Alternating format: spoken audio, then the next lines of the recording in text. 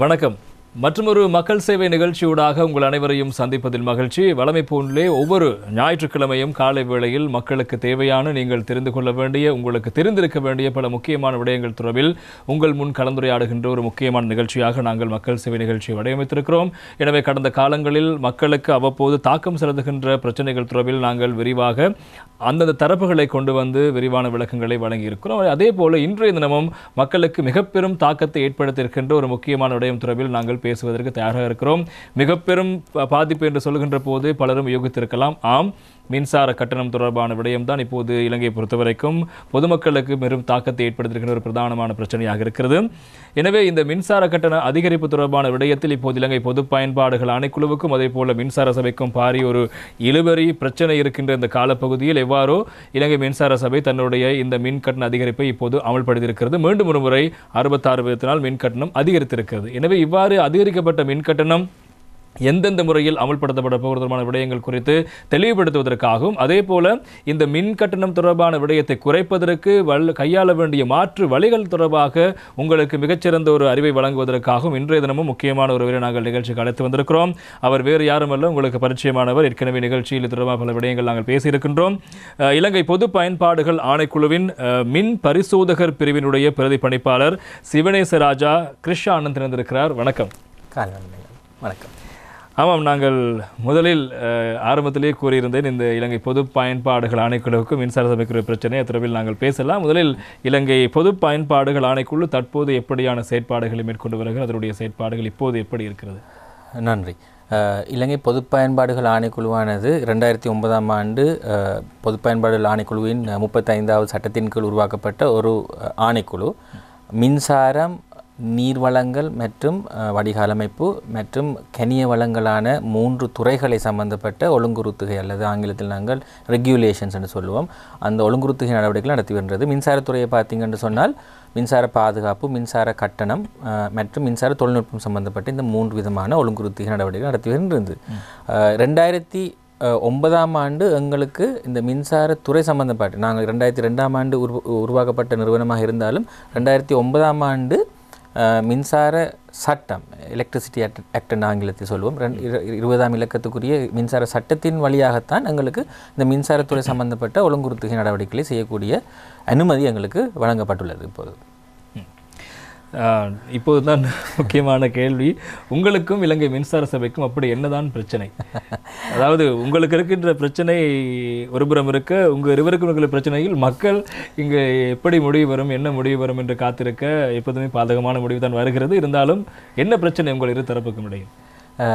பிரச்சனை என்பதற்கு பெரிதாக ஒன்றும் இல்லை. உண்மையால் சாதாரணமாக கூறப்போனால் ஒழுங்குறுத்துகை நிறுவனம், அது ஆங்கிலத்தில் ரெகுலேட்டரி பாடி என்று சொல்லுவோம், ஒழுங்குறுத்துகை நிறுவனத்துக்கும் அதன் கீழுள்ள அந்த துறை சார்ந்த ஏனைய நிறுவனங்களுக்கும் எப்போதும் ஒரு பொதுவான முரண்பாடுகள் இருப்பது என்பது சகஜமான விஷயம். நீங்கள் பார்த்தீங்கன்னு சொன்னால் வங்கித்துறையை எடுத்தீங்கன்னு சொன்னால் மத்திய வங்கிக்குரிய ரெகுலேட்டரி இன்டர்வென்ஷன்ஸ் என்று ஆங்கிலத்தை சொல்லுவோம். அந்த ஒழுங்குறுத்துகைக்கான அந்த செயற்பாடுகள் ஒருவேளை இந்த வங்கிகளுக்கு முழுமையாக ஏற்றுக்கொள்ளக்கூடிய வகைகள் இருக்காமல் இருக்கலாம். ஆங்கிலத்தில் நாங்கள் ஒரு பதம் பாவிப்போம், அன்பாப்புலர் டிசிஷன்ஸ் என்று சொல்லி, அதாவது பிரபல்யமற்ற முடிவுகள் சிலவற்றை எடுக்க வேண்டிய நிலைமைகள் தற்போது நாட்டில் எல்லா மட்டங்களிலும் வந்துள்ளது. ஜனாதிபதியிலிருந்து நிறுவனங்கள் சம்பந்தப்பட்ட அனைத்து அலுவலர்கள், பிரதான நிர்வாக ஊழியர்கள் அனைவருக்கும் அந்த துறையில் அந்த மாதிரியான ஒரு சிச்சுவேஷன், ஒரு நிலைமை வந்துள்ளதன் காரணமாக நாங்கள் சில பிரபல்யமற்ற முடிவுகளை எடுக்க வேண்டி இருந்தது. உதாரணமாக மின்சார சபை அதிகரித்து கேட்ட அளவு, அவங்களுக்கு கட்டணம் அதிகரித்து கேட்ட அளவுக்கு தேவையில்லை என்பது எங்களது முதலாவது கருத்தாக இருந்து கொண்டு வருகின்றது. இன்னமும் செலவுகளையும் நாங்கள் குறையக்கூடிய சந்தர்ப்பங்கள் இருக்கின்றது.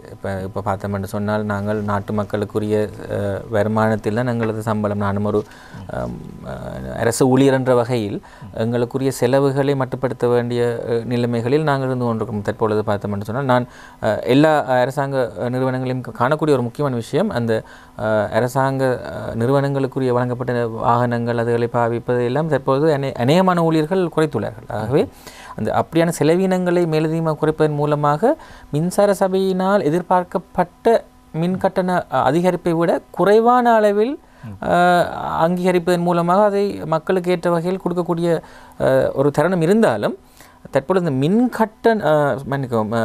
பிளாக் அவுட், அதாவது நாங்கள் தொடர்ச்சியான மின் வளங்களை வழங்க வேண்டிய ஒரு நிர்பந்தத்தில் அனைவரும் எதிர்பார்ப்பதன் காரணமாக அவர்கள் கேட்ட அந்த முழுமையான அளவை நாங்கள் வழங்க வேண்டிய ஒரு நிர்பந்தம் ஏற்பட்டுள்ளது. நீங்கள் கூறியது போன்று இந்த பிரபல்யமான தீர்மானம் என்று கூறுவீர்கள். மின் கட்டணம் அதிகரிக்கப்படுவது பிரபல்யமான தீர்மானமா அல்லது அதிகரிக்கப்படக்கூடாது என்பது இப்போது நீங்கள் எடுக்க பிரபல்யமான தீர்மானம்? எது உங்களுடைய தீர்மானம்? பொது பயன்பாடு ஆணைகளுடைய தீர்மானம். எஸ், இப்போ நாங்கள் இதில் பிரதானமாக பார்த்தோம்னு சொன்னால் காலாகாலமாக மக்கள் விரும்பக்கூடிய ஒரு வகைதான் அவர்களுக்கு சலுகைகள் மானியங்கள் வழங்கப்பட்டு அதற்கேற்ற வகையில் மின் கட்டணங்களோ அல்லது ஃபியூவல், அதாவது நாங்கள் பெட்ரோல் டீசல் கட்டணங்களோ குறைவாக இருந்தது. அதன் மறுவிளைவு தான் நாங்கள் போன வருடம் காணக்கூடியதாக இருந்தது. அதாவது வழங்கப்பட்ட சலுகையின் மூலமாக முழுமையான வருமானம் அந்த நாட்டுக்கோ அல்லது ஒரு நிறுவனத்துக்கோ இல்லாதன் காரணமாக அதற்குரிய தாக்கங்களை நாங்கள் போன வருடம் நாங்கள் எல்லோரும் அதை அனுபவித்தோம் என்பதில் எந்த விதமான ஐயப்பாடும் இல்லை. அதன் அடிப்படையில் பார்க்கும்போது நானும் ஒரு நுகர்வோர் தான். நுகர்வோர் என்ற வகையில் அந்த இப்போது அதிகரித்து வரும் செலவுகளை கட்டுப்படுத்த முடியாமலும் தாங்கிக் கொள்ள முடியாமலும் இருக்கும் ஒரு சராசரி குடிமகன் என்ற வகையில் எனக்கும் அது ஒரு தாக்கத்தை உருவாக்க கூடிய நிலைமையில் இருந்தாலும் மொத்த நாட்டு மக்கள் மத்தியிலும் அல்லது அது ஒரு நிறுவனம் என்ற வகையிலும் பார்க்கும்போது எடுத்த முடிவு சரி என்பது எனது தாழ்மையான கருத்து. இதை நாங்கள் எப்படி பார்ப்போம் என்று சொன்னால், போன வருடம் ஆகஸ்ட் மாதம் ஆவணி மாதம் இதே மாதிரி மின்சார கட்டண அதிகரிப்பு ஒன்று ஏற்பட்டிருந்தது.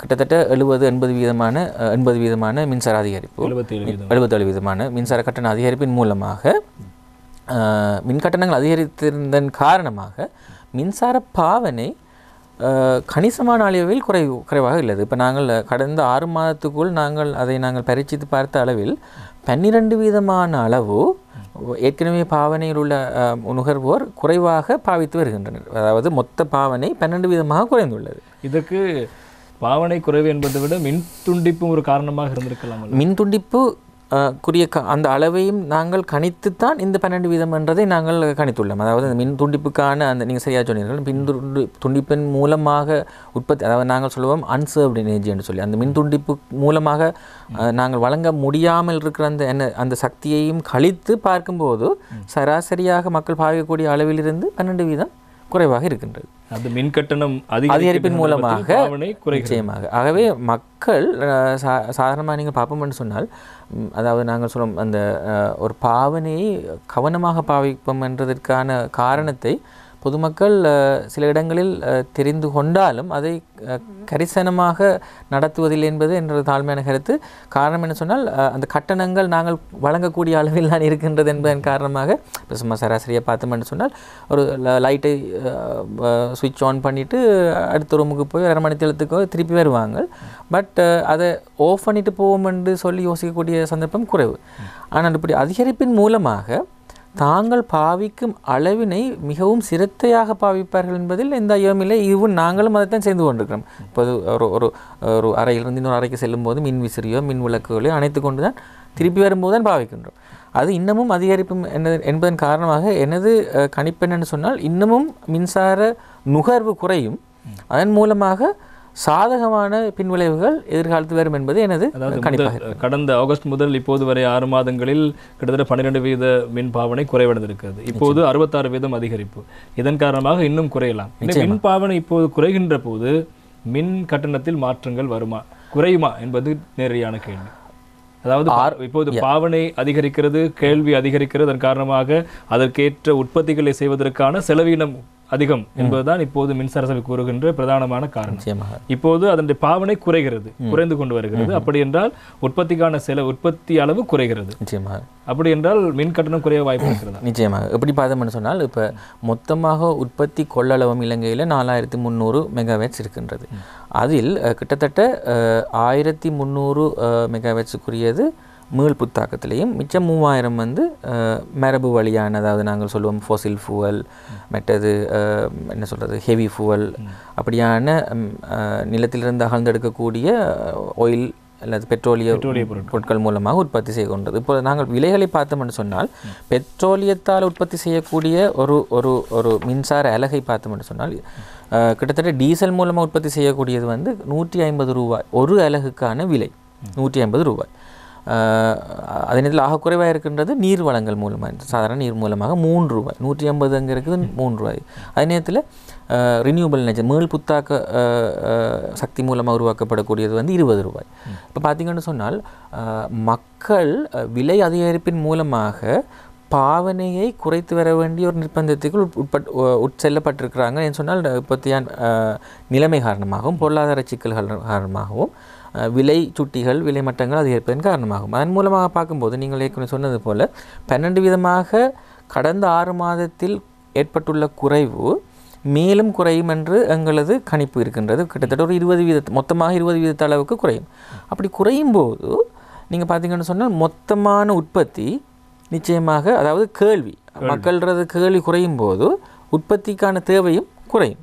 அப்போ அதிகமாக செலவுகள் ஏற்படுகின்ற இடங்கள் தான் இந்த டீசல் மூலமான உற்பத்தி. இப்போ பார்த்தீங்கன்னு சொன்னால் கெல்னிதிஸ் கம்பைன் சைக்கிள் என்று சொல்லி இருக்கின்றது. அதில் வந்து கிட்டத்தட்ட 150 மெகாவாட்ஸ் உற்பத்தி செய்யக்கூடியது. தற்போது அது இயங்கவில்லை. காரணம் என்ன சொன்னால் இந்த 12 வீதமான குறைவு அங்கே நாங்கள் அந்த கம்பைன் சைக்கிள் பவர் பிளான்ட்டை உற்பத்தி செய்யாமல் மொத்தமான உற்பத்திக்கான தேவையை வழிநடத்தக்கூடிய அளவுக்கு வந்து நிற்கிறது. அதேபோல் நுரைச்சோலை 300 மெகாவாட் அளவு தருகிறது. மொத்தமாக 900 மூன்று அளவிலான 3 நிலைகளிலான 300 மெகாவாட்டுக்குரியது. அதுக்குரிய இப்போ நீங்கள் கேட்டதன் படி 45 ரூபாய் ஒரு அலகுக்கான அனல் மின்சாரத்தில் அந்த நிலக்கரி மூலமான இந்த உற்பத்தி 44. ஆனால் அதுவும் கூட 3 பங்காக இருக்கின்றது இந்த டீசல் மூலமாக அல்லது ஹெவி ஃபுயல் மூலமானதாக. ஆகவே மக்கள் இந்த விலை அதிகரிப்பின் காரணமாக அவங்கள் நுகரும் அளவு குறைவதன் மூலம் மின்சார உற்பத்திக்கான கேள்வி நிச்சயமாக குறைய போகின்றது. அந்த குறைகின்ற அந்த கேள்விகளை நாங்கள் அதிகமான மின்சார கட்டணத்தை உள்வாங்கக்கூடிய உற்பத்தி ஆலைகளை மூடுவதன் மூலமாகன்றது நான் குறைப்பது, அதாவது இயக்கத்தை நிப்பாட்டுவதன் மூலமாக அந்த உற்பத்தி செலவை நாங்கள் குறையக்கூடியமாக இருக்கும். அதன் அடிப்படையில் பார்த்தீர்களானால் இன்னொரு 6 மாத அளவில் ஒரு குறிப்பிட்டு நாங்கள் கூறக்கூடியதாக இருக்கும். கணிசமான அளவில் இந்த மின்சார கட்டணங்கள் குறைவுகள் ஏற்படக்கூடிய சாத்தியக்கூறுகள் அதிகமாக இருக்கின்றது. நம்பிக்கையான வார்த்தையாக இருக்கும் மக்களை பொறுத்த வரைக்கும். எனவே மின் பாவனை, அதாவது இவர் கூறுவதை போன்று நாங்கள் பார்க்கின்ற போது மக்கள் இதுவரைக்கும் மின்சாரத்தை பயன்படுத்தி இருக்கிறார்கள். அதே அளவு தேவைகளையே இப்போதும் பூர்த்தி செய்கிறார்கள். ஆனால் பாவனை குறைந்திருக்கிறது என்றால் நீங்கள் இதுவரைக்கும் சில வேளை வீண்விரயமாக கூட பயன்படுத்தியிருக்கலாம், அதனை குறைத்திருப்பீர்கள் என்ற ஒரு நம்பிக்கையில் தான் கூறுகிறார்கள். எனவே பார்க்கலாம் இனி வரும் காலங்களில் எப்படியான குறை வருகிறது. நாங்கள் இப்போது பார்க்கவிருக்கிறோம் குறிப்பாக இந்த காலப்பகுதியில் கடந்த வாரத்துக்கு முன்பதாக இடம்பெற்ற மின் கட்டண அதிகரிப்பினூடாக எந்தெந்த பிரிவுகளுக்கு எப்படியான மின் கட்டண அதிகரிப்பு வரப்போகிறது. எனவே ஒரு சாதாரணமாக பயன்படுத்திய ஒருவருக்கு இந்த மாதம் பில் எவ்வளவு என்பது தொடர்பான ஒரு அறிவு இருக்க வேண்டும். அது தொடர்பான விடயங்கள் சற்று தெளிவுபடுத்த முடியுமா? நிச்சயமாக. இந்த மின் கட்டணங்களில் பார்த்தீங்கன்னு சொன்னால் வித்தியாசமான கேட்டகரிஸ், அதாவது வகைகள் இருக்கின்றது.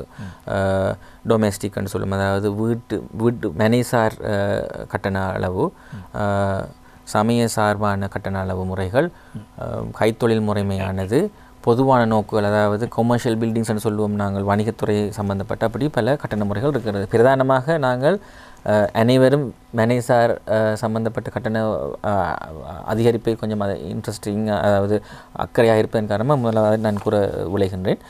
இதுவரை காலத்துக்கு முதல் 30 யூனிட் 0 30 யூனிட் வரைக்கும் பாவனையில் ஒரு அலகுக்கான கட்டணமாக 8 ரூபாய் இருந்தது.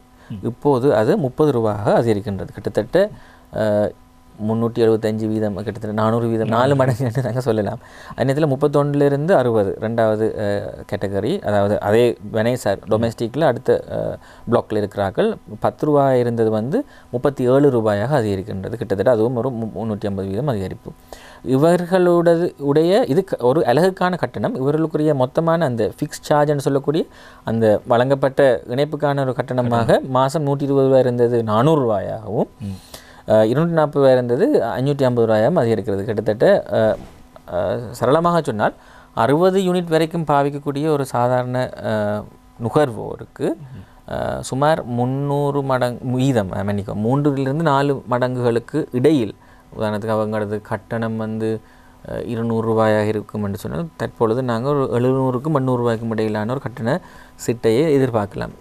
350 வீதத்துக்கும் 400 வீதத்துக்கும் நிச்சயமாக பாரிய அதிகரிப்பு வீதத்தின் அளவில் பார்க்கும்போது. ஆனால் கட்டண அளவில் பார்க்கும்போது 200 ரூபா வழங்கி வரும் அல்லது செலுத்தி வரும் ஒரு நுகர்வோர் 800 ரூபா அல்லது 700 ரூபான்னு சொல்லக்குள்ள 500 ரூபாய் ஒரு அதிகரிப்பு இருக்கின்றது. ஆனால் நீங்கள் சொன்னது போல் வீதாசார் அடிப்படையிலான அதிகரிப்பு என்று சொல்லும்போது அதிகமாக தான் இருக்கின்றது. அதே போல் அடுத்ததாக இந்த 90 அதாவது 60க்கும் 90க்கும் இடையில் இருக்கிற ஆட்களுக்கு ஒரு அலகுக்கு 16 ரூபாய் இருந்தது. இப்போது அது வந்து 42 ரூபாயாக அதிகரிக்கின்றது. அவர்களுக்கான இணைப்பு கட்டணம் முதல் ஏற்கனவே இருக்கவில்லை. அவங்களுக்கு மேலதிகமாக ஒரு 650 ரூபா வழங்கப்படுகின்றது. அடுத்தது இப்போ இது இவ்வளவும் இந்த முதல் 90 யூனிட் வரைக்கும் இருக்கிறார்களுக்கு அலகுகள் வரைக்கும் இருக்கிறார்களுக்கு 90க்கும் மேற்பட்ட 90லிருந்து 120 121லிருந்து 150 151 180 ஏற்கனவே இருந்த கட்டணமே அவங்களுக்கு தற்பொழுது இருந்து வருகின்றது. அதாவது 91லிருந்து 120 50 ரூபாய் அவர்களுக்கு தற்போதும் 50 ரூபாய், 121லிருந்து 180 50 ரூபாய், இப்போயும் 50 ரூபாய், 151லிருந்து 80 வரைக்கான அலகுகளுக்கு 75 ரூபாய் இருந்தது, மீண்டும் 75 இருக்கின்றது. ஆனால் அவர்களுக்குரிய அந்த ஃபிக்ஸ் சார்ஜ் என்று சொல்லக்கூடிய நிரந்தரமான கட்டணம் மட்டும் கொஞ்சம் அதிகரித்திருக்கின்றது.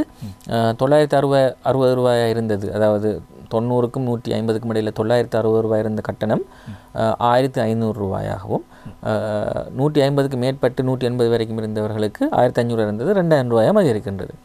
இதில் நாங்கள் ஒரு ஒரு ஒரு முரண்பாடு என்று சொல்லி பொதுமக்கள் யோசிக்கக்கூடிய ஒரு விஷயமா இருக்கும். ஏன் அந்த மேலதிகமாக நுகர்வர்களுக்கு ஒன்றுமே அதிகரிக்கலை என்று சொல்லி அங்குதான் ஒரு கேள்வியும் இருக்கிறது. சாதாரணமாக 90 குறைவாக பயன்படுத்துகின்ற சகல பிரிவுகளிலும் கட்டணம் ஒரு அளவுக்கான கட்டணம் அதிகரித்திருக்கிறது, அவர்களுக்கு அதிகரிக்கவில்லை. அதிகமாக பயன்படுத்துவதற்கு அப்படி என்றால் ஏன் அதிகரிக்கவில்லை என்ற ஒரு கேள்வி இருக்கிறது. அந்த மயக்கத்துக்கு சற்று தெளிவு. நிச்சயமாக போன ஆகஸ்ட் மாதம் அதிகரிப்பை நீங்கள் பார்த்தீர்களானால் குறைந்த நுகர்வோர் என்று சொல்லக்கூடிய அந்த லோ இன்கம் நுகர்வோர் என்று சொல்லக்கூடிய குறைந்த வருமானத்துக்கான நுகர்வோருக்காக என்று சொல்லி கருத்தில் கொண்டு முதல் 90 யூனிட்ஸ் அல்லது அலகுகள் வரைக்குமான அதிகரிப்பை பெரிதாக செய்யவில்லை. நான் நினைக்கிறேன் 2 ரூபாய் இருந்தது 8 ரூபாயாகத்தான் அதிகரித்திருந்தது. இப்போது பார்த்தீங்கன்னா, ஆனால் அவர்களுக்கு போன முறை வந்து பெரிய அதிகரிப்பு ஏற்படவில்லை மொத்தமாக. அதாவது இப்போ விகிதாசாரத்தில் அடிப்படையில் பார்த்தால் 4 மடங்கு என்று சொல்லலாம், 2 ரூபாயிலிருந்து 8 ரூபாய். ஆனால் அவங்களுக்கு மொத்தமான சிட்டை அளவில் பார்த்தீங்கன்னு சொன்னால் ஒரு 120 ரூபா வந்த வரைக்கும் 150 ரூபா மாதிரி தான் வந்தது. மொத்தமாக 150 ரூபாய் அல்லது 300 ரூபாய்க்கிட்ட அவங்களுக்குரிய அந்த ரூபாய் அடிப்படையிலான அதிகரிப்பு என்பது ஒரு ஒரு பெரிய கணிசமாக அளவில் இருக்கவில்லை. ஆனால் 90க்கும் மேற்பட்ட அதிகரிப்பு என்பது மிகவும் கணிசமான அளவில் இருந்தது.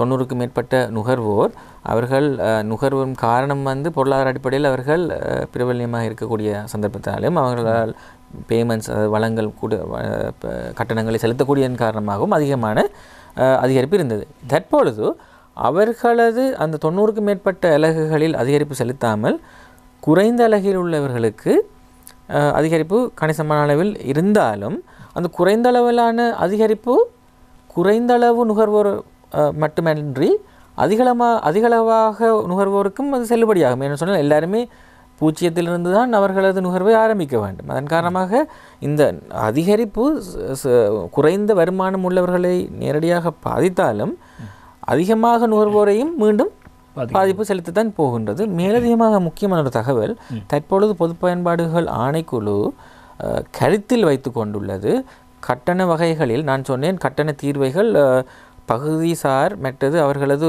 நுகரும் நோக்கம் சார்பாக பிரிக்கப்பட்டுள்ளது. வீட்டு மனை, பொதுவான நோக்கங்கள், ரிலீஜியஸ் கேட்டகரி என்று சொல்லி அதன் அடிப்படையில் நாங்கள் தற்பொழுது ஒரு ஒரு ஆர்பிட்ரரி திங்கிங், அதாவது ஒரு எண்ணக்கரு ஒன்று இருக்கின்றது. குறைந்த வருமானம் உள்ளவர்களுக்கு என்று சொல்லி ஒரு வேறொரு கேட்டகரி, அதாவது வருமானத்தில் குறைந்தவர்களுக்கு என்று சொல்லி வேறொரு தீர்வை ஒன்றை உருவாக்குவதற்கான ஒரு திண்ணம் ஒன்று இருக்கின்றது. அது முழுமையாக செயற்படுத்தப்படும் பட்சத்தில் இதற்கான தீர்வும் வரும். இதுக்கு இன்னொரு காரணமும் இருக்கின்றது. பார்த்தீங்கன்னு சொன்னால், இப்போ நாங்கள் எல்லாருக்குமே இந்த காலத்தில் நாட்டில் உள்ள பிரச்சனைகள் தெரியும். எல்லாரும் பிரபலியமாக சொல்கிறது தான் IMF-ட உதவி எப்போதும் நமக்கு கிடைக்கும் என்பது. இதுவரை காலத்துக்கும் பார்த்தீங்கன்னு சொன்னால், நாங்கள் அது ஆங்கிலத்தில் சொல்லலாம் க்ராஸ் சப்சிடின்னு சொல்லுவோம். அதாவது குறைந்த நுகர்வோருக்கு சலுகைகள் வழங்கப்பட்டு அதிகமாக நுகர்வோருக்கு அதிகமான கட்டணங்கள் அறவிடப்பட்டு அந்த கட்டணங்கள் இந்த குறைந்த வருமானம் உள்ளவர்களுக்குரிய கட்டண அளவில் செலுத்தப்பட்டு தான் இந்த மின்சார கட்டணம் இருந்து வருகிறது. ஆனால் தற்பொழுது சர்வதேச நாணய நிதியத்தின் அட்வைஸின் படி இந்த சலுகைகள் இந்த மாதிரி விஷயங்களே இருக்கக்கூடாது என்பது எல்லாருக்கும் தெரிந்த விஷயம். அதுவும் ஒரு முக்கியமான காரணம் இப்படியான விஷயங்களை நாங்கள் அனுமதிக்க வேண்டிய ஒரு நிர்பந்தத்தில் இருப்பதற்கு. இன்றைய மக்கள் சேவை நிகழ்ச்சியில் மற்றும் ஒரு முக்கியமான விடயம் தொடர்பில் பேசிக் கொண்டிருக்கின்றோம். இலங்கை பொது பயன்பாடுகள் ஆணைக்குழுவுடைய மின் பரிசோதகர் பிரிவினுடைய பிரதி பணிப்பாளர் திரு சிவனேசராஜா கிருஷ்ணன் இருந்து கொண்டு நிகழ்ச்சியில் பல முக்கியமான விடயங்கள் தொடர்பில் பேசிக் கொண்டிருக்கிறார். நாங்கள் மின் கட்டண அதிகரிப்பு தொடர்பான விடயங்கள் குறித்து பேசியிருந்தோம். எனவே அதிகரித்து விட்டது, பேசி என்ன பயன் என்பதாக மக்கள் நினைக்கலாம். இருப்பினும் உங்களுக்கு சாதாரணமாக அதிகரிக்க இருக்கின்ற அந்த மின் கட்டணம் தொடர்பான விடயங்கள் தொடர்பில் உங்களுக்கு தெளிவுபடுத்தியிருந்தோம். இதே போல இப்போது இலங்கையை பொறுத்த வரைக்கும் இந்த மின் கட்டண அதிகரிப்பு என்பது சாதாரணமாக நான் விரயம் செய்யவில்லையே என்பதாக உங்களுக்கு ஒரு எண்ணம் இருக்கலாம். ஆனால் நீங்கள் பயன்படுத்துகின்ற மின்சார பொருட்களினூடாக ஏற்படுகின்ற மின் விரயம் அல்லது அதனுடைய ஆபத்துகள் தொடர்பான விடயங்கள் தொடர்பில் நீங்கள் கவனம் செலுத்த வேண்டிய ஒரு கட்டாயம் இருக்கிறது. அந்த விடயங்கள் தொடர்பாக இப்போது நாங்கள் பேசுவதற்கு தயாராக இருக்கிறோம். திரு கிருஷ்ணன் அவர்கள் பல்வேறு பொருட்களை இங்கே கொண்டு வந்திருக்கிறார். நீங்கள் வீட்டில் பயன்படுத்துகின்ற பொருட்கள், இந்த ஒவ்வொரு பொருட்களையும் நீங்கள் பயன்படுத்த அனுமதி வழங்கப்பட்ட பொருட்கள், அனுமதி இல்லாத பொருட்கள் இவ்வாறு பயன்படுத்தலாம், அது எப்படி, அதை நீங்கள் எவ்வளவு காலம் பயன்படுத்தக்கூடிய பொருட்கள் என்பதாக தொடர்பான விளக்கங்களை வழங்கவிருக்கிறார். பார்க்கலாம். நிச்சயமாக 2015 ஆண்டு நாங்கள் தொடங்கிய ஒரு முனைப்பு தான் இந்த பிளக்ஸுகள் சாக்கெட்ஸ் என்று சொல்லுவோம் நாங்கள். அதாவது மின் குதை குழிகள், மின் செருகிகள் என்று சொல்லக்கூடிய தமிழில் அந்த பிளக்ஸ் அண்ட் சாக்கெட்ஸில் வந்து நாங்கள் சாதாரணமாக வீடுகளில் பார்க்கக்கூடிய இந்த சாக்கெட் அவுட்லெட் என்றதில் வந்து இந்த ரவுண்ட் பின் சாக்கெட் இதுதான் வந்து இதுவரை காலத்துக்கும் எல்லார வீட்லேயும் இருந்து வரக்கூடிய ஒரு சாக்கெட் அவுட்லெட். இந்த சாக்கெட் அவுட்லெட்டில் இருக்கிற பிரச்சனைன்னு சொன்னால், இந்த செருகிகள் இதில் செருகக்கூடிய இந்த ப்ளக்ஸில் வந்து பார்த்திங்கன்னு சொன்னால் அதுக்குரிய அந்த முனை வந்து முழுமையாக இதில் உள் செலுத்தப்பட மாட்டாது என்பதன் காரணமாக இதில் தடை பெறுமதி அதிகரித்து வெப்பம் அதிகரித்து மின் ஒழுக்குகள் ஏற்படக்கூடிய சாத்தியக்கூறுகள் அதிகரிக்கும். உதாரணத்துக்கு இப்படியான ஒரு பிரச்சனைகளை சாதாரணமாக நமது வீடுகளில் நாங்கள் காணக்கூடியதாக இருந்திருக்கும். அதாவது சரியான முறையில் ஃபிக்ஸ் ஆகாது. அதன் காரணமாக வெப்பம் அதிகரித்து மின் ஒழுக்குகள், மின்சார தீ விபத்துகள் அதிகமாக காணப்பட்டது. பொது பயன்பாடுகள் ஆணைக்குழு மின்சாரத்துறை சம்பந்தப்பட்டு கட்டணம் மட்டுமல்லாது மின்சார சம்பந்தப்பட்ட பாதுகாப்பு மற்றது தொழில்நுட்பம் என்று சொல்லக்குள்ள பார்த்தீங்கன்னு சொன்னால் இந்த பவர் பிளான்ஸுகள் அதுகளை வந்து நாங்கள் எதை அனுமதிக்கின்றது, என்னை அனுமதிக்கக்கூடாது என்பதை பற்றியது. இது வந்து பாதுகாப்பு சம்பந்தப்பட்ட விஷயம். இப்போது நாங்கள் பார்த்தோம்னு சொன்னால் எனது வலது கையில் இருக்கக்கூடிய இந்த ப்ராடக்ட் தான், அதாவது ஸ்கொயர் பின் பிளக்னு சொல்லுவோம். இது பார்த்திங்கன்னு சொன்னால் சதுர வடிவிலான அல்லது செவ்வக வடிவிலான ரெக்டாங்குலர் ஷேப்பில் இருக்கக்கூடிய இதுதான் வந்து இப்பொழுது நியமமாக அனுமதிக்கப்பட்டுள்ளது. இது ஒரு கேள்வி வரலாம் உங்களுக்கு. அப்போது இந்த இருக்கக்கூடிய இந்த ரவுண்ட் பின் பிளக், ஏற்கனவே நான் காட்டின ரவுண்ட் பின் பிளக்கை இருக்கக்கூடிய ஒரு வீட்டில் நாங்கள் எதை பாவிப்பதுன்னு சொல்லி, அதுக்குத்தான் நாங்கள் ஒரு அடாப்டர், அதாவது இலங்கையில் உள்ள உற்பத்தி, அதாவது உள்நாட்டு உற்பத்திகள் இந்த ரவுண்ட் பின்னிலிருந்து ஸ்கொயர் பின்னாக கன்வெர்ட் பண்ணக்கூடிய, மாற்றீடு செய்யக்கூடிய அடாப்டர்ஸை வழங்கி வருகின்றார்கள். அதன் மூலமாக இந்த ரவுண்ட் பின் பிளக்குகள் இருக்கும் இடத்தில் அல்லது ரவுண்ட் பின் சாக்கெட் அவுட்லெட் இருக்கும் இடத்தில் நாங்கள் ஸ்கொயராக மாற்றிக்கொள்ளக்கூடிய சந்தர்ப்பம் இருக்கின்றது.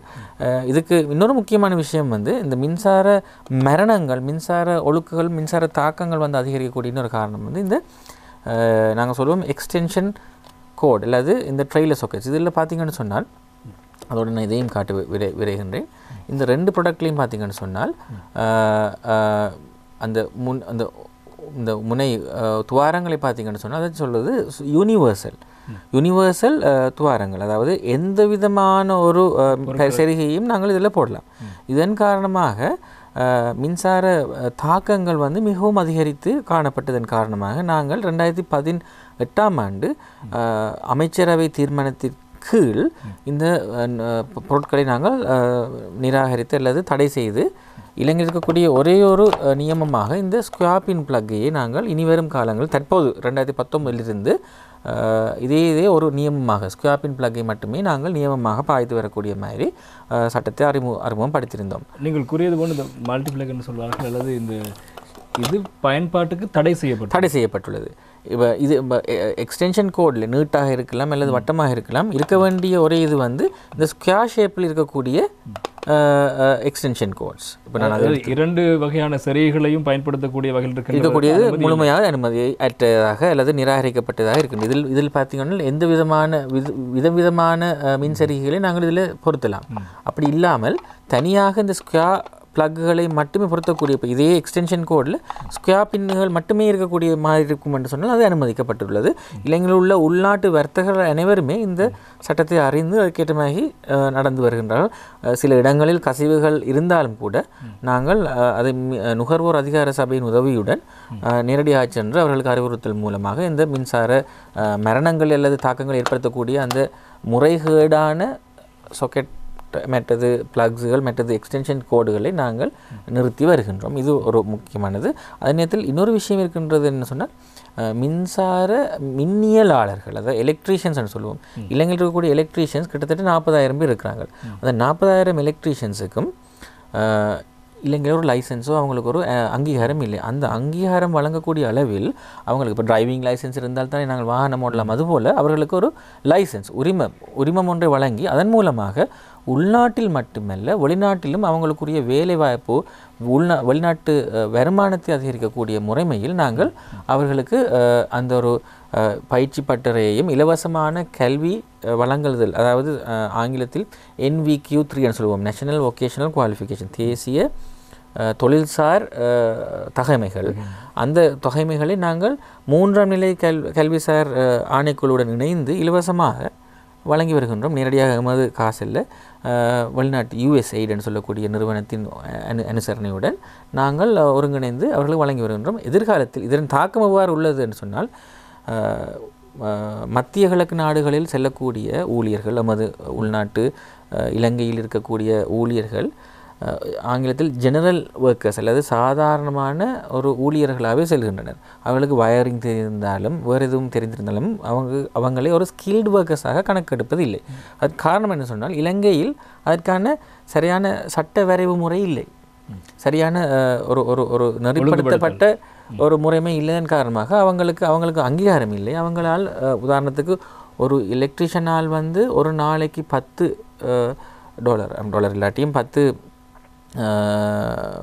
ரியால் வருமானம் ஈட்டக்கூடிய மாதிரி பண்ணால் அவங்களுக்கு ஒரு 4-5 ரியால் தான் கொடுக்குறாங்க. காரணம் என்ன சொன்னால் அவங்களுக்கு அங்கீகாரம் இல்லை. இங்கே இலங்கையில் அவங்களுக்கு எந்த விதமான சான்றிதழ்களோ அல்லது அங்கீகாரம் வழங்கப்படவில்லை. அதற்கான சட்ட வரைவு முறையை நாங்கள் 2019ஆம் ஆண்டு இலங்கையில் எலக்ட்ரீஷியன்ஸுக்கு லைசன்ஸ், அதாவது உரிமம் வழங்கக்கூடிய அனுமதியை அமைச்சரவையினூடாக பெற்றுள்ளோம். தற்பொழுது அதற்கான நடவடிக்கை நடந்து வருகின்றது. எதிர்காலத்தில் சரளமாக சொன்னால் உங்களது வீட்டில் ஒரு மின்சார சம்பந்தப்பட்ட ஒரு இன்ஸ்டாலேஷன் அல்லது ஒரு கட்டமைப்பு செய்ய வேண்டிய கட்டத்தில் உங்களது உங்களோட வெப்சைட்டில் இன்டர்நெட்டில் போய் அது எங்களோட வெப்சைட்டில் இருக்கலாம் அல்லது CEBயோட வெப்சைட்டில் இருக்கலாம். அங்கே போய் நீங்கள் உங்களோட ஏரியாவை கிளிக் பண்ணி அந்த ஏரியாவில் உள்ள மின்னியலாளர் பெயரை தெரிவு செய்து அவரை அழைப்பதன் மூலமாக அதில் அவர்கள் அறவிட வேண்டிய கட்டண முறைமைகளும் அதில் தெளிவாக வரையறுக்கப்பட்டிருக்கும். அதன் மூலமாக நீங்கள் அவர்களை வேலை செய்தவுடன் அந்த கட்டணத்தை வழங்கி முக்கியமாக அவர்கள் செய்த வேலைக்கான உறுதியையும் அத்தாட்சியையும் அவர்கள் உங்களுக்கு பரிந்துரை செய்து தருவார்கள். அதன் மூலமாக அவர்கள் ஒரு பொறுப்புதாரராக இருப்பார்கள் உங்களது வீட்டில் நடக்கப்பட்ட அந்த கட்டண முறை, அதாவது இன்ஸ்டலேஷனுக்கு.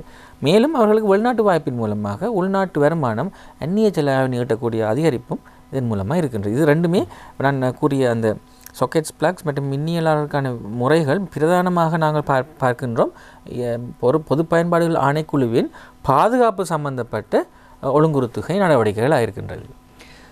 இதெல்லாம் இப்போது இருக்கின்ற மின்சாரம் சார்ந்த பிரச்சனைகள், அதே போல் பயன்படுத்துகின்ற பொருட்கள் சார்ந்த விடயங்கள் என்று நாங்கள் பார்த்திருந்தோம். ஆனால் இப்போது நீங்கள் ஏற்கனவே கூறியது போன்று மீள் புதுப்பிக்கத்தக்க சக்தியூடாக பெற்றுக்கொள்ளப்படுகின்ற சக்தி வளங்கள் தொடர்பில் நாங்கள் பேச வேண்டியிருக்கிறது. காரணம் உலகம் இப்போது அதை நோக்கி சென்று கொண்டிருக்கிறது. எனவே அந்த விடயங்களை பார்க்கின்ற போது இலங்கையில் இப்போது அதிக அளவில் பேசப்பட்ட ஒரு முக்கியமான விடயம் இந்த சோலார் பவர், அதாவது சூரிய சக்தி மின்கலங்கள் அமைத்து அதனூடாக மின்சாரத்தை பெறுவது. இது பேசப்படுகின்ற விடயமாக மாத்திரமே இருக்கிறதே தவிர அமுல்படுத்துவது என்பது சற்று குறைவாக அல்லது மிகவும் ஆமி வேகத்தில் நகர்வதாக தோன்றுகிறது. எனவே இந்த விடயங்கள் தொடர்பில் இப்போது என்னவாறான செயற்பாடுகளை மேற்கொண்டு வருகிறார்கள்? தற்பொழுது நாங்கள் கூறியிருந்தோம் 4300 மெகாவாட் அளவுக்கான மின்சார உற்பத்திக்கான கொள்ளளவு எங்கள்கிட்ட இருக்கின்றது. எதிர்காலத்தில் அந்த மின்சார நுகர்வுக்கான தேவை அல்லது கேள்வி அதிகரிக்கும் போது அதற்கான உற்பத்தி மேலதிகமாக செய்ய வேண்டிய நிர்பந்தம் இருக்கும். அதன் காரணமாக மின் ஆலைகளையும் அதிகமாக நாங்கள் வளப்படுத்தி வர வேண்டிய ஒரு நிர்பந்தத்தில் இருக்கின்றோம். 2030ஆம் ஆண்டு எமது அரசாங்கம் வழங்கப்பட்டுள்ள ஒரு டார்கெட் அல்லது ஒரு இலக்கு தான் உற்பத்தி செய்யப்படக்கூடிய மின்சார உற்பத்தியின் மொத்த அளவில் 100% 70% உற்பத்தி மீள் புத்தாக்கம் மூலமாக, அதாவது ஆங்கிலத்தில் நாங்கள் சொல்லுவோம் ரினியூவபிள் எனர்ஜின்னு சொல்லுவோம். அந்த ரினியூவபிள் எனர்ஜிலையும் 2 விதமாக பார்க்கலாம். மரபு வழி, மற்றது மரபு வழி சாராது. மரபு வழி என்று சொல்லும்போது நீர் வளங்கள் மூலமாக, நீரும் ஒரு சாதாரணமாக நாங்கள் ஒரு மீள் புத்தாக்க, அதாவது மீள் புத்தாக்கம் என்பது ஒரே அந்த ரிசோர்ஸை அந்த வளத்தை மீண்டும் நாங்கள் பாவிக்கக்கூடிய இருக்கும். ஆனால் இப்போ இந்த பெட்ரோலிய வளங்கள் அப்படி இல்லை, அதை நாங்கள் டிப்ளீட்டட் எனர்ஜின்னு சொல்லுவோம், அது அழிந்து கொண்டு போகின்றது. அப்போ இந்த மீள் புத்தாக்கம்ன்றது மரபு வழியானது நீர், மரபு சாரற்றது தான் நாங்கள் சொல்லக்கூடிய இந்த காற்றாலைகள், சூரிய படல்கள் மூலமான சூரிய மின்சக்தி, மற்றது சேதன கழிவுகள் மூலமாக வர இந்த மின்சக்தி அவ்வளத்தையும் நாங்கள் குறிப்பிடலாம். இது 70% இருக்கணும் என்பது தான் இந்த அரசாங்கத்தின் பிரதான குறிக்கோளாக இருந்து வருகின்றது. அதன் காரணம் நாங்கள் பச்சை வீட்டு விளைவு அதெல்லாம் எங்களுக்கு தெரிந்த விஷயம். அப்போ நாங்கள் அந்த 70% என்பதில் பார்த்தோம்னு சொன்னால் இப்போது மொத்தமாக நான் சொல்லினேன் 4300 மொத்தமான உற்பத்தி மெகாவாட்ஸ். அதில் கிட்டத்தட்ட 1800 சொல்லக்கூடிய மாதிரி பார்த்தா 650 மெகாவாட்ஸ் ரூஃப் டாப் சோலார்னு சொல்வது உங்களது வீட்டு கூரைகளில் நீங்கள் இணைத்துள்ள சூரிய படல்களின் அளவு 4300இல் 650. அதை தாண்டி ஒரு 1200 கிரவுண்ட் மவுண்டட் அந்த சோலாரும் இருக்கின்றது. இப்போ மொத்தமாக நாங்கள் பார்ப்போம்னு சொன்னால் இப்பொழுது 70% போவோம் என்று சொன்னால் 4300இல் கிட்டத்தட்ட 2800-3000 மெகாவாட்ஸ் அளவுக்கு நாங்கள் எங்களது உற்பத்தியை இந்த மீள் புத்தாக்கம் மூலமாக செய்ய வேண்டியிருக்கின்றது. அதன் அடிப்படையில் இப்போ நிறைய மின்சார சபையின் மூலமாக நிறைய அதாவது அந்த அவங்க இணைப்பை வழங்கக்கூடிய முறைமைகள் இருக்கின்றது. பிரதானமாக 4 முறைகள் இருக்கின்றது. ஒன்று தான் நெட் மீட்டரிங். நெட் மீட்டரிங் என்பது உதாரணத்துக்கு நீங்கள் நுகர்கிறீர்கள், மாதம் நுகர்கிறீர்கள், மின்சாரத்தை மின்சார சபையின் மூலமாக நுகர்கிறீர்கள். அதே நேரத்தில் உங்களது சூரிய படலும் இருக்கின்றது. ஆகவே இதில் இறக்குமதி ஏற்றுமதி என்று நாங்கள் வழங்கிக் கொள்வோம். இறக்குமதி என்பது செய்வது மின்சார சபையிலிருந்து நீங்கள் உங்களது வீட்டுக்கு இறக்குமதி செய்கிறீர்கள், சூரிய படலிலிருந்து மீண்டும் அவர்களுக்கு ஏற்றுமதி செய்கிறீர்கள் உங்களோட உற்பத்தியை. அப்போ இந்த மொத்த நிகர உற்பத்தி நுகர்வு ரெண்டுக்கும் இடையிலான வித்தியாசம் ஒன்று இருக்குன்னு தானே, அது பாசிட்டிவாக இருக்கலாம் இல்லை நெகட்டிவாக இருக்கலாம்.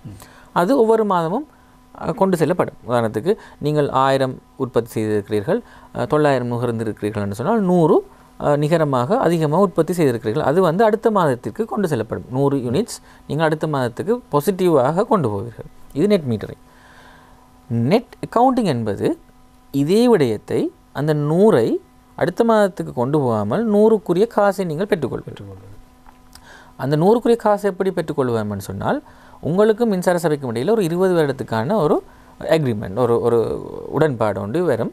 அந்த உடன்பாடில் முதல் இது நான் சொல்கிறது பழைய விஷயத்தை முதல் 7 வருடத்துக்கு 22 ரூபாயும், அதன் பிறகு வரக்கூடிய 8வது வருடத்திலிருந்து 20வது வருடம் வரை 15 ரூபா 50% இருந்தது.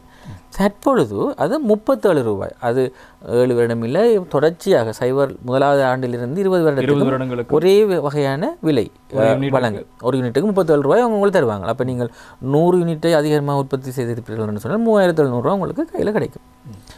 இது net accounting, net metering, net accounting. Net plus என்பது இந்த 1000 உற்பத்தி செய்தீர்கள், 900 நுகர்ந்தீர்கள், மிச்சம்ன்றது கதை இல்லை. 1000க்கும் உங்களுக்கு காசு வரும், 900க்கு நீங்கள் அவங்களுக்கு காசு கட்டணும். அப்போ அதன்படி பார்க்கக்குள்ள உங்களுக்கு கொஞ்சம் லாபம் இருக்குது. இப்போ உதாரணத்துக்கு பார்த்தீங்கன்னு சொன்னால் நீங்கள் 37 ரூபாய் வழங்கிவிட்டு அங்கே 30 ரூபாய் அறுவடைங்கிற போது 7 ரூபாய் அதிலும் லாபம். நிச்சயமாக சரியாக சொன்னீர்கள். ஆகவே அப்போ அந்த 900 யூனிட்ஸ்ன்றதுலேயும் அவங்க இப்போ இந்த காலத்தில் கொஞ்சம் விலைகள் அதிகரித்திருந்தாலும் அந்த 900லேயும் அவங்களுக்கு லாபம் ஒன்று இருக்கிறது. 1000 இன்ட்டு 37ன்றது 37,000 சாரி 37,000. மற்றது மிச்ச 900லேயும் அவங்களுக்கு அவங்க கொடுத்ததுக்கும் எடுத்ததுக்கும் ஒரு வித்தியாசத்துலேயும் அவங்களுக்கு ஒரு வருமானம் ஒன்று இருக்குது. இது நெட் ப்ளஸ்.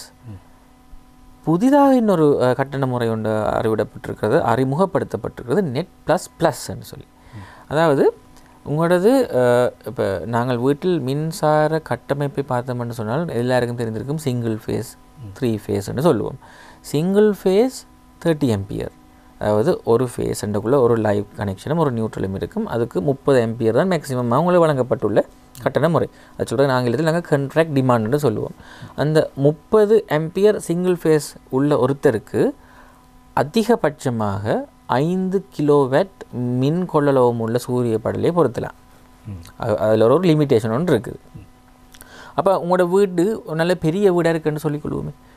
ஆனால் நீங்கள் இப்போ நெட் மீட்டரிங்கோ நெட் ப்ளஸ்ஸோ நெட் அக்கௌண்டிங்கோ பாவிக்கக்குள்ள நீங்கள் 5 தான் பாவிக்கலாம், 5 தான் பொருத்தலாம். ஆனால் இந்த நெட் ப்ளஸில் 5 விட கூட நீங்கள் பொருத்தலாம். விளங்குதானே? அதாவது உங்களோட எங்களுக்கு 1 ஃபேஸாக இருக்குமா அல்லது 3 ஃபேஸ்? சிங்கிள் ஃபேஸ் தான். அதே சிங்கிள் ஃபேஸ் 60 ampere-க்கு சாரி 30 ampere-க்கு உங்களுக்கு முதல் வழங்கப்பட்டது என்ன?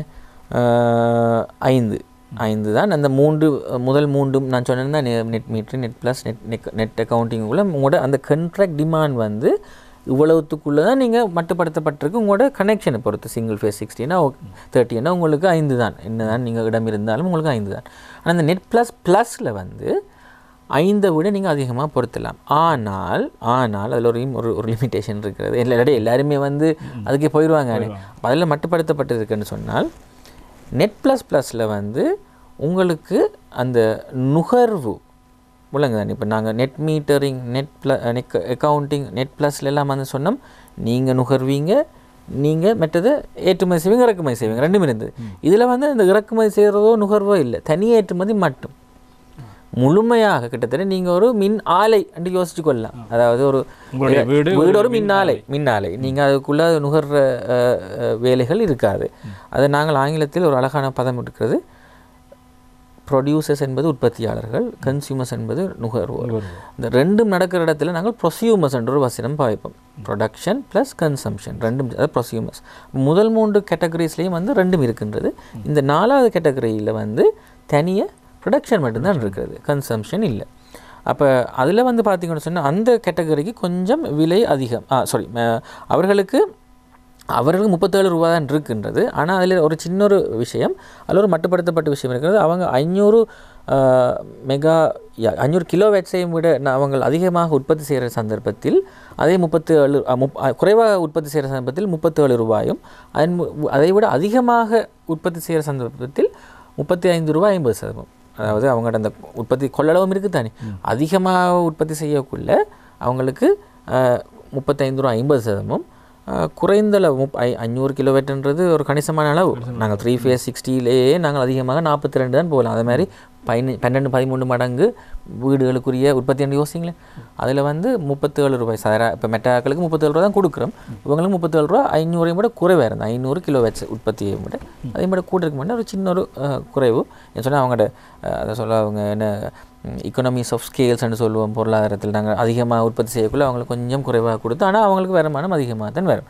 அதன் காரணமாக அப்படி ஒரு சின்ன ஒரு வித்தியாசம் இருக்கின்றது.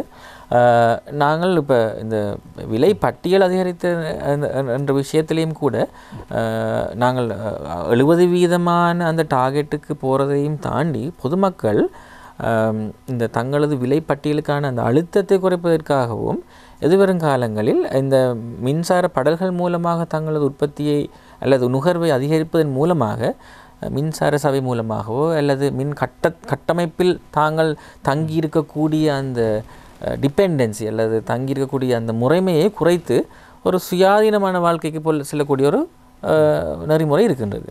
இன்றைய மக்கள் சேவை நிகழ்ச்சியில் மின்சார கட்டணம் அதிகரித்திருக்கிறது என்று புலம்பிக் கொண்டிருக்காமல் அதற்கு மாற்று வழியை தேடி செல்வதற்கான வாய்ப்புகள் இருக்கிறதா என்றால் ஆமாம் இருக்கிறது. அதற்கு என்ன செய்ய வேண்டும் தொடர்பான விடயத்தை இலங்கை பொது பயன்பாடுகள் ஆணைக்குழுவின் மின் பரிசோதகர் பிரிவுடைய பிரதி பணிப்பாளர் திரு சிவனேசராஜா கிருஷ்ணானந்த் விளக்கப்படுத்திக் கொண்டிருக்கின்றார். அதாவது சூரிய படலத்தை பயன்படுத்தி மின்சார உற்பத்தி செய்வதற்கான வாய்ப்பு இருக்கிறது. உங்களுடைய வீடுகளில் நீங்களும் ஒரு மின்சார உற்பத்தியாளராக மாறி அதனூடாக நீங்கள் ஒரு வருமானத்தை பெறுகின்ற விடயங்கள் இருப்பதாக நீங்கள் கூறியிருந்தீர்கள். எனவே இப்படி இருக்கின்ற போது இந்த மின் படலத்தை வீடுகளுக்குள் பொருத்துவதற்கு என்னென்ன முறைமைகளை நீங்கள் பயன்படுத்த வேண்டும் அல்லது என்னென்ன விடயங்களை கையாள வேண்டும், அதற்கு எவ்வளவு செலவாகும் என்பது மிக முக்கியமான கேள்வி.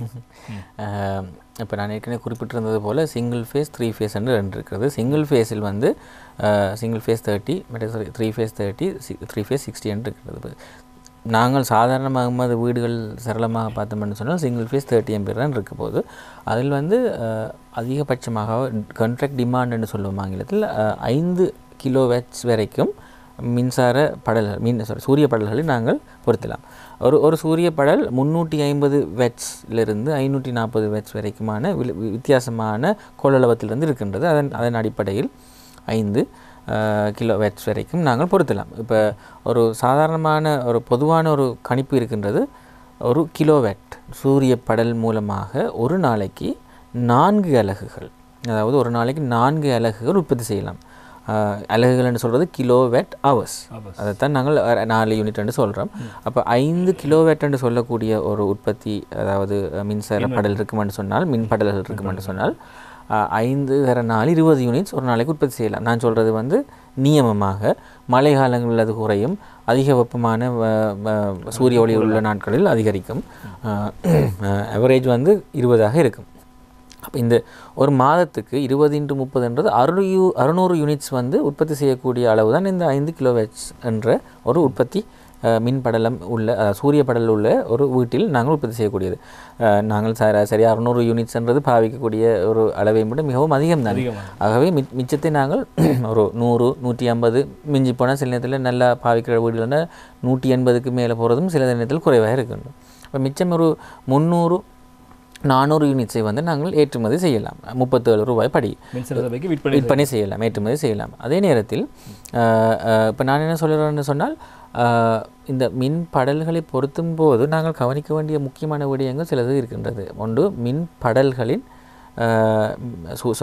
சூரிய படல்களின் குவாலிட்டி, அதாவது தரம், அதொன்று. ரெண்டாவது வந்து நாங்கள் சொல்லக்கூடிய அந்த இன்வெர்ட்டர், அதாவது நேரோட்ட மின்னோட்டத்தை ஆடலோட்ட மின்னோட்டமாக மாற்றக்கூடிய இந்த இன்வெர்ட்டரின் குவாலிட்டி. அடுத்தது வந்து பேட்ரி. இப்போ இந்த பேட்ரி என்ற விஷயங்கள், அதாவது மின் சேகரிப்பு பேட்டரியான விஷயம் வந்து எல்லா நேரங்களும் எங்களுக்கு தேவைப்படுவதில்லை. அதாவது மின்சாரத்தை நாங்கள் சேமித்து மீண்டும் நாங்கள் பாவிப்பதற்காக நேரங்களில் மாத்திரமே அது தேவைப்படுகின்றது. இல்லாட்டி நீங்கள் மின்சார சபையிலிருந்து நுகர்றது, நீங்கள் சூரிய படலிருந்து உற்பத்தி செய்து அவங்களுக்கு ஏற்றுமதி செய்கிறது, அந்த இறக்குமதி வசஸ் ஏற்றுமதி என்றது மட்டுமே இருக்க போது. இந்த பேட்டரி ஸ்டோரேஜ் எப்போ தேவைப்பட போகுதுன்னு சொன்னால், நீங்கள் இரவு நேரங்களில் முழுமையாக மின்சார சபையின் உற்பத்தியை யூஸ் பண்ணாமல், சொன்ன இரவில் சூரியன் இருக்க போகிறதில்லை. ஆகவே அந்த சூரியனால் உற்பத்தி செய்யப்பட்ட மின் உற்பத்தியை சேமித்து இரவில் நீங்கள் அதை உங்களது வீடுகளுக்கு ஒளிரச் செய்வதற்காக பயன்படுத்தக்கூடிய ஒரு நிலைமையில் இருக்கின்றீங்க. அப்போ நாங்கள் இப்போ இந்த மின்சார கட்டமைப்பை பார்த்தோம்னால் 2 விதமாக பிரித்து கொள்ளலாம். ஒன்று ஆன் கிரிட், ஆஃப் கிரிட்னு சொல்லுவோம். ஆன் கிரிட்ன்றது மின்சார கட்டமைப்புக்கு உள்ளாக இருக்கக்கூடியது, மின்சார கட்டமைப்பிலிருந்து வெளியாக இருக்கக்கூடியது. ஆஃப் கிரிட் என்று சொல்லுவது என்னன்னு சொன்னால், சரளமாக பார்த்தீங்கன்னா உங்களுக்கு கிட்டத்தட்ட மின்சார சபையிட கனெக்ஷனே தேவையில்லை. சூரிய படல்கள் இருக்கின்றது. சூரிய படல்கள் மூலமாக மின்சாரத்தை உற்பத்தி செய்து அந்த நேரத்தில் இமீடியட்டாக அந்த இன்ஸ்டண்ட்டாக அந்த இமீடியட் மொமெண்ட்டில் நீங்கள் பாவித்து கொண்டிருப்பீங்க. மேலதிகமான மின்சாரத்தை பேட்டரி மூலமாக சேமித்து இரவையில் அந்த பேட்டரியிலேருந்து மீண்டும் அதை நீங்கள் ஏற்றுமதி, அதாவது ஆடலோட்ட மின்னோட்டமாக மாற்றி வீட்டுக்கு ஒளிரச் செய்வீங்க. இது வந்து ஆஃப் கிரிட் மின் கட்டமைப்பிலிருந்து முற்றுமுழுதாக விலக்கப்பட்டது. இவ்வளவு நேரம் நான் சொன்னது வந்து ஆன் கிரிட் வந்து இப்போ உங்களுக்கு அந்த 4 விதமான கேட்டகரிஸ் சொன்னேன் நான். Net metering, net accounting plus இந்த 4ம் வந்து ஆன் கிரிட்னு சொன்னால் மின்சார சபையோடு இணைந்து நீங்கள் செய்ய வேண்டும். அப்போ தான் ஏற்றுமதி இறக்குமதி என்ற 2 விஷயம் வரும். உங்களது மேலதிகமான உற்பத்தியை வந்து பேட்டரியில் சேவ் பண்ணாமல் நீங்கள் அவங்களுக்கு ஏற்றுமதி செய்யும் மூலமாக உங்களுக்கு அந்த 37 ரூபாயோ 35 ரூபாயோ அதுக்கேற்ற மாதிரி உங்களுக்கு கிடைக்கின்றது. இப்படியோ இப்போது இருக்கும் நிலைமையில் மக்கள் பார்த்தால் அப்போது ஏற்றுமதி செய்கின்ற அதை விடையது தான் அதிகமான அக்கறை. அதுதான் அவர்களுக்கு மிகவும் வருவாயை அதிகரிக்கக்கூடிய வகையிலும் இருக்கின்றது. சரியான ஒரு படலத்தை சூரிய மின்சக்தி படலத்தை பொருத்த வேண்டும் என்றால் சாதாரணமாக ஒரு வீட்டில் எவ்வளவு செலவாகும்? இதுதான் மிகப்பெரிய கேள்வி. அதனை பொது பயன்பாடுகள் ஆணைக்குழு ஊடாக நடைமுறைப்படுத்துகிறீர்களா அல்லது மின்சார சபை செய்கிறதா? எவ்வளவு செலவாகும்? இதுதான் பிரதானமான கேள்வி. இப்போது பார்க்கின்ற அனைவரும் சரி எல்லாம் சரி எவ்வளவு செலவாகும் அதை கூறுங்கள் என்பதுதான். சரியா சொன்னீங்க. இப்போ சிங்கிள் ஃபேஸ் 30 ஆம்பியர்னு சொல்லக்குள்ள மேக்ஸிமம் 5 கிலோவாட் அவங்களுக்கு பொருத்தலாம். அதில் ஒரு சின்ன ஒரு மட்டுப்படுத்தப்பட்ட விஷயம் ஒன்று இருக்குது. 5 கிலோவாட்டையும் அவங்க பொருத்தலாமா என்பது வந்து மின்சார சபைக்குரிய அந்த ஏரியா இன்ஜினியர் அல்லது அவங்க அந்த மாவட்ட இல்லாட்டி பிரதேச பொறியியலாளர் அனுமதியுடன் செய்யணும்னு சொன்னால் டிரான்ஸ்ஃபார்மர் அல்லது படிமாற்றி மூலமான ஒரு லிமிட்டேஷன் ஒரு வரைமுறை ஒன்று இருக்கின்றது. இதற்கு மேலே சொன்னால் எல்லாருமே வந்து மின்சார படலை பாவிக்கும் போது ஏற்றுமதி செய்யும்போது அதாவது அந்த மின்மாற்றியின் மூலமாக வழங்கப்படும் மின்சாரத்துக்கு ஏற்ற அளவுலாம் நீங்கள் ஏற்றுமதி செய்யக்கூடிய நிலைமையிலும் இருக்கிறீர்கள். அது ஒரு வரைமுறை ஒன்று இருக்கின்றது. அவங்க அனுமதி முதல் எடுக்கப்பட வேண்டும். எடுக்கப்பட்டு 5 கிலோவாட் வரைக்கும் நீங்கள் பொருத்தக்கூடிய சந்தர்ப்பத்தில் ஒரு சாதாரண வீட்டுக்கு 16 லட்சம் 15 to 16 லட்சம் சராசரி நாங்கள் 15 லட்சம் என்று சொல்லலாம். 1.5 மில்லியன் 1.5 மில்லியன் செலவாகும். ஆனால் நாங்கள் அந்த ஏற்றுமதி செய்கிற அளவு அதிகமாக இருப்பதன் காரணமாக கிட்டத்தட்ட 3.5 to 4.5 வருடத்துக்குள் அந்த அவங்க போட்ட அந்த முதலை அவங்க மீள பெற்றுக்கொள்ளக்கூடிய நிச்சயமாக அந்த மின் கட்டணத்தில் ஏற்படக்கூடிய சேமிப்பு மேலதிகமான வருமானம் ஏற்றுமதிக்கான வருமானம் சொன்னால் இதில் 2 விஷயம் இருக்குது. ஒன்று வந்து ஏற்றுமதிக்காக 37 ரூபா படி வருமானம்.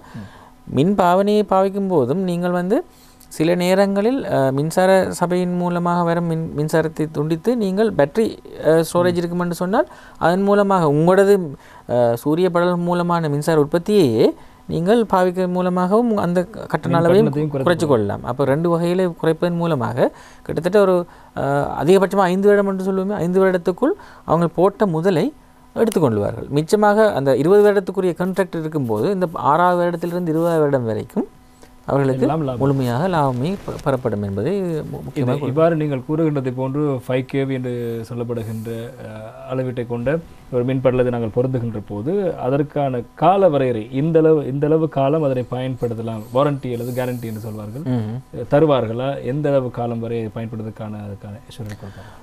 அந்த அஷூரன்ஸை வந்து ஆங்கிலத்தில் சஸ்டைனபிள் எனர்ஜி அத்தாரிட்டி அதாவது நிலை பேணுதகு சக்தி அதிகார சபை என்று இருக்கின்றது. அவங்க வந்து அதை மானிட்டர் பண்ணி வராங்க.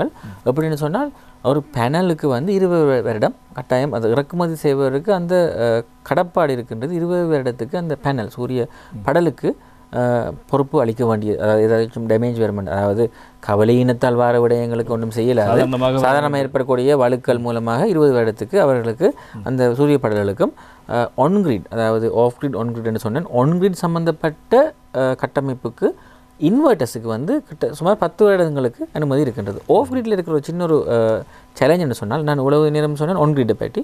ஆஃப் கிரிட்டில் வந்து பார்த்தீங்கன்னு சொன்னால் இந்த 37 ரூபா வருமானம் ஒன்றும் இருக்காது. நாங்கள் எங்களோட உற்பத்தியையும் அதாவது நாங்களே சூரிய ஒளி மூலமாக உற்பத்தி செய்து மின் கட்டமைப்பில் தங்களை விலத்தி செய்யும்போது எங்களுக்கு ஒரு சின்ன ஒரு சேலஞ்ச் ஒன்று இருக்குது, ஒரு சவால் ஒன்று இருக்குது. அப்படின்னு சொன்னால் அந்த பேட்டரியை கட்டாயம் நாங்கள் பாவிக்க வேண்டிய ஒரு நிலைமையில் இருக்கிறோம். பேட்டரி வரும்போது அந்த பேட்டரி 2 வருடத்துக்கு ஒருக்கா அதாவது லெட் ஆசிட் பேட்டரின்னு சொன்னால் 2 வருடத்துக்கு ஒருக்கா நாங்கள் அதை பிரதியீடு செய்ய வேண்டும். அது கொஞ்சம் ஒரு முக்கியமான ஒரு முதலீடாக இருக்கின்றது. லித்தியம் அயன் பேட்டரி என்று சொன்னால் ஒரு 6-7 வருடத்துக்கு இருக்குமானால் அதில் முதலீடு கொஞ்சம் அதிகம். அப்போ நாங்கள் ஆஃப் கிரிட்டில் போகிறதன் மூலமாக அந்த நாங்கள் முதலீடு செய்யும் அந்த 15 லட்சமோ இல்லை 20 லட்சமோ மேலதிகமாக அவங்க பேட்டரி அதிலும் போட வேண்டியிருக்கும் காரணமாக அந்த வருமானம் இந்த ஆன் கிரிட்டில் இருக்கிற டைம் அதாவது நேரத்தின் மூலமாக மீளப்பெறக்கூடியதையும் விட சிறிது அதிகமாக காணப்படுகின்றது. கிட்டத்தட்ட ஒரு 8 வருடங்கள் அளவாச்சும் போகும் அவங்க போட்ட முதலை எடுத்துக்கொள்வதற்கு. அதன் காரணமாக பிரதானமாக நாங்கள் மக்களை ப்ரொமோட் பண்ணுறோம் ஆன் கிரிட் மூலமாக மின்சாரத்தை சூரிய படல் மூலமாக உற்பத்தி செய்வதற்காக. யாரை நாடுவது? நிலைபெறத்தகு அதிகார சபையில் அவர்களது லிஸ்ட் ஒன்று கொடுத்திருக்கிறார்கள். அங்கீகரிக்கப்பட்ட இன்ஸ்டாலர்ஸ் அதாவது கட்டமைப்பு பொருத்துவர்கள் என்று சொல்லி அவர்களை அந்த அவங்களது வலைத்தளத்துக்கு சென்று காண்பதன் மூலமாகவும் நீங்கள் அறிந்து கொள்ளலாம். மேலதிகமாக இலங்கை மின்சார சபை அல்லது ஈவன் எங்களது பொது பயன்பாடுகள் ஆணைக்குழுவை அணுகுவதன் மூலமாகவும் நாங்கள் அவங்களுக்கு அந்த அட்வைஸ், அவங்களுக்கு அந்த கைடன்ஸை நாங்கள் வழிகாட்டிய முறை மூலமாக நாங்கள் அவங்களை அந்த நிறுவனங்களின் மூலமாக மின்சார கட்டமைப்பை நிறுவுவதற்கான வழிவகைகளையும் உதவிகளையும் வழங்கி வரலாம். நேரடியாகன்னு சொன்னால் இந்த சஸ்டைனபிள் எனர்ஜி அத்தாரிட்டி அல்லது இலங்கை மின்சார சபையோ அல்லது பொது பயன்பாடு குழுவின் மூலமாக நாங்கள் அவங்களுக்கு நேரடியாக நாங்கள் ஈடுபடாட்டியும் அந்த கைடன்ஸை நாங்கள் கொடுத்துக்கொள்வோம். எந்தெந்த பகுதிக்கு அனுமதி என்ற ஒரு வரையறை இருக்கிறது? இல்லை, அது வந்து அந்த சகல பகுதிகளுக்கும் இருக்கின்றது. அது குறிப்பிட்டு நான் ஏற்கனவே கூறியது போல் அந்த கெப்பாசிட்டி என்பது வந்து 5ஆகத்தான் இருக்கணும் இல்லை, அதிகபட்சம் தான் 5, குறைவாகவும் இருக்கலாம். அதுக்கு காரணம் என்ன சொன்னால் அந்த டிரான்ஸ்ஃபார்மர் அல்லது மின்படிமாற்றியின் கொள்ளளவம் பொறுத்து தான் இருக்கின்றது. ஒரு ஏரியாவில் நிறைய பேர் இன்னமும் பாவிக்க போகிறாங்கன்னு சொல்லிட்டு பகுதி என்பது சில வேளைகள் இப்போது மலையக நீங்கள் சொல்லியது நிச்சயமாக. இப்போ மலையக பகுதியில் பார்த்தீங்கன்னு சொன்னால் இதில் முக்கியமான ஒரு விஷயம் கவனிக்க வேண்டியது நிழல்கள் அல்லது கட்டடங்கள் மூலமாக சூரியனின் ஒளி மறையும் இடத்தில் அங்கே உற்பத்தி நிச்சயமாக குறைவாகத்தான் இருக்கும். அதனால் நாங்கள் வறண்ட நில பிரதேசங்களிலேயே மிகவும் அதிகமாக இதை ஊக்கப்படுத்தி வருகின்றோம். மழை வீழ்ச்சி அதிகமாக உள்ள பிரதேசங்களில் நிச்சயமாக மின்சார உற்பத்தி சூரிய படல் மூலமாக உற்பத்தி வந்து கணிசமாக குறைவாகவே காணப்படுகின்றது. ஆனால் அதுக்காக பண்ணக்கூடாதுன்றது எந்த வகையிலும் இல்லை. அவங்களுக்குரிய அந்த மாத்திரமே நம்பி இதனை அமைத்து விட முடியாது கூட. அதான் நிச்சயமாக அந்த மாதிரி இடங்களில் பார்த்தீங்கன்னு சொன்னால் மேல் புத்தாக்கங்கள் வேறு இருக்குது. சிறு நீரோட்டம் மூலமாக, அதாவது மினி ஹைட்ரோன்னு சொல்லுவோம், அப்படியான மின்சார உற்பத்திகள் அப்படியெல்லாம் வேறு வகையில் இருக்குது. அதாவது வறட்சியான இடங்களிலே சூரிய ஒளி கிடைக்கக்கூடிய பகுதிகளிலே இது அதிகமாக காணப்படுகிறது. மேலதிகமாக மின் காற்றாலைகள் மூலமாகவும் உற்பத்தி செய்யக்கூடிய வழிமுறைகள் இருந்து கொண்டிருக்கிறது. இந்த வருட கடைசிக்குள் அல்லது அடுத்த வருட ஆரம்பத்திற்குள் பூனரியில் கிட்டத்தட்ட 2500 முதல் கட்டமாக 2500 வராது, முதல் கட்டமாக 200 மெகாவாட்ஸ் மின்சார உற்பத்திக்குரிய ஆலைகள் காற்றாலை மூலமாகவும் சூரிய படல்கள் மூலமாகவும் உற்பத்தி செய்யப்படவும் உள்ளது. அந்த மொத்தமாக நாங்கள் பார்க்க வேண்டியது இந்த 70% மீள் புத்தாக மின்சார உற்பத்தி இந்த 2030க்குள் நாங்கள் அடைவதே நாட்டுக்கும் வீட்டுக்கும் உலகத்துக்கும் பிரியோசனமான விஷயமாக இருக்கின்றது. எனவே நாங்கள் இன்றைய தினம் மிக முக்கியமான விடயம் தொடர்பாக பேசியிருந்தோம். மின்சார கட்டணம் அதிகரித்திருக்கிறது, அது ஒரு புறம் இருக்கட்டும். எனவே இவ்வாறு மின்சார கட்டணத்தை அதிகரித்து என்று சொல்கின்ற விடயத்தையும் தாண்டி இதற்கு மாற்றாக என்ன விடயங்களை மேற்கொள்ளலாம் என்பது உலகம் தேடுகின்ற மிகப்பெரிய ஒரு கேள்வியாக இருக்கிறது. அதற்கு விடை கிடைத்திருக்கிறது. குறிப்பாக காற்றாலை அல்லது சூரிய சக்தி ஊடாக மின்சாரத்தை பெற்றுக்கொள்ளலாம். எனவே இலங்கையிலும் தொடர்பான திட்டங்கள் இருக்கிறது. அவர் சொன்னதைப் போல குறிப்பிட்ட நிறுவனங்களுக்கு சென்று அது தொடர்பான விடயங்களை ஆராய்ந்து நீங்கள் அந்த விடயத்தை அல்லது சூரிய படலத்தை பெறுவதற்கு நடவடிக்கை எடுத்துக்கொண்டு அதனூடாக வருமானத்தை பெற்றுக்கொண்டு உங்களுடைய மின் தேவையும் நிவர் செய்யக்கூடிய வாய்ப்புகள் காணப்படுகிறது. எனவே இன்றைய நிகழ்ச்சி நிச்சயமாக இந்த மின் பயன்பாட்டாளர்கள் அனைவருக்கும் ஒரு பயன்தகு நிகழ்ச்சியாக இருக்கும். எனவே இந்த விடயத்தை நீங்கள் கரிசனை கொண்டு அது தொடர்பான விடயங்களை ஆராய்ந்து தேடி பார்த்து இந்த விடயங்கள் குறித்தும் நீங்கள் கவனம் செலுத்துகின்ற விடயத்தை நாங்கள் மீண்டும் மீண்டும் ஞாபகப்படுத்திக் கொண்டு இன்றைய தினம் நிகழ்ச்சிக்கு வருகை தந்து தெளிவான விளக்கங்களை வழங்கியிருந்த இலங்கை பொது பயன்பாடுகள் ஆணைக்குழுவின் மின் பரிசோதகர் பிரிவினுடைய பிரதிபலிப்பாளர் சிவனேச ராஜா கிருஷ் ஆனந்த் அவர்களுக்கு வசந்தம் டிவி சார்பாக நன்றிகளை தெரிவித்துக் கொள்கின்றோம். மிக்க நன்றிகள். மிக்க நன்றி. இந்த அளவில் இன்றைய மக்கள் சேவை நிகழ்ச்சி நிறைவுக்கு வருகிறது. அடுத்த வாரமும் சந்திக்கலாம். வணக்கம்.